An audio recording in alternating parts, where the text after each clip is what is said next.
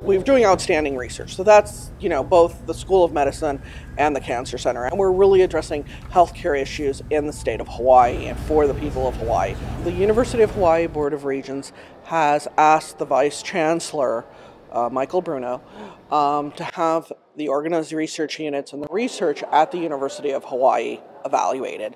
So what we have is a group of distinguished external reviewers here from people from NIH, from industry, and from other academic units like Mount Sinai that have come here to look at our research portfolios, as well as to not just look at the research, but also the financial and what's the best way for the state. I think their report will show that we have an exceptional research enterprise here at the Cancer Center, at the School of Medicine, and really throughout many of the components of the University of Hawaii Manoa.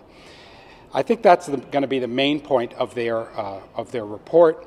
But I think they're going to have several suggestions about how to make that research enterprise even better and how to ensure that it's going to be financially stable moving forward.